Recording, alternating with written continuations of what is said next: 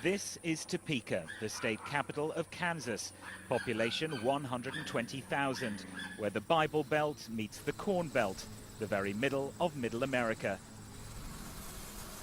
But this small, nondescript town harbors America's most infamous religious extremists. It's home to the Westboro Baptist Church. America is doomed and cursed by God irreversibly. America, listen up. Will nothing get your attention? Founded in 1955 by Fred Phelps, a former civil rights lawyer, the church preaches hate. Every day, members, including young children, picket the streets of Topeka. Their banners and placards proclaim a simple but shocking message: God hates fags, and that America and Americans are going to hell for accepting the gay lifestyle. Locals who oppose the church are bombarded with faxes. Their offices picketed. The viciousness is of immense significance, and it is important for all of us to recognize that this is not just a Topeka problem. This is a state of Kansas problem. This is a United States of America problem, and this is a problem for the world. Now, Fred Phelps and his family aren't particularly shy when it comes to seeking media attention, but we want to take a closer look to try to find out the church behind the placards. So I'm wearing this hidden camera, and over the next few days we'll try to gain access to the inner sanctum. I've made contact with them by email, posing as a British-born American, interested in learning more about Westboro's creed.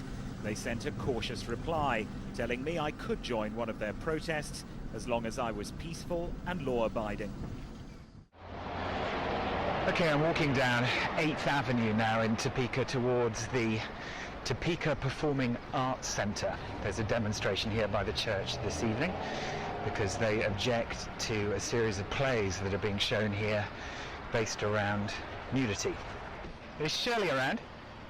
First I meet suspicion, then some young church members, one of whom holds an "America is Doomed" placard in one hand and a baby in the other.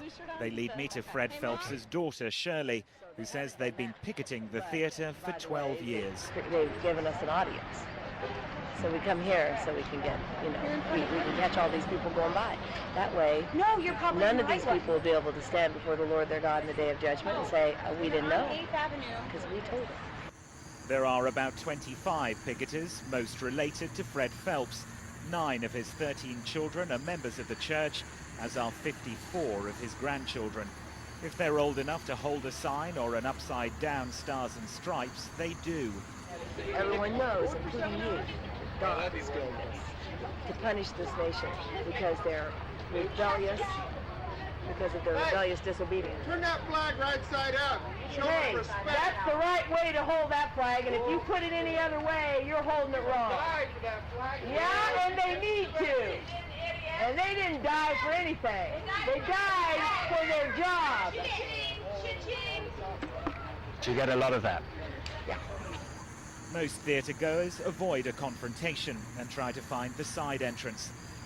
After 30 minutes and with military precision, the placards are loaded into a pickup and the picketers return to their secure compound. I'm invited.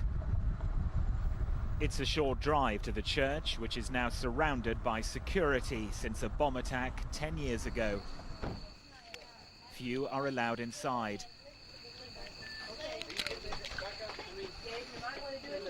You don't want to get crosswise with your daddy over that because he wants everyone getting in bed because we've got the marathon in the morning.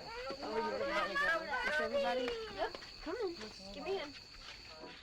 I follow Shirley and her family into their normal suburban kitchen where the pickets are coordinated. Down.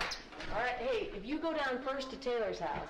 Here they decide their targets, which include the funerals of AIDS victims and increasingly those of American soldiers killed in Iraq. Put it down. The price, they claim, of defending a fag country.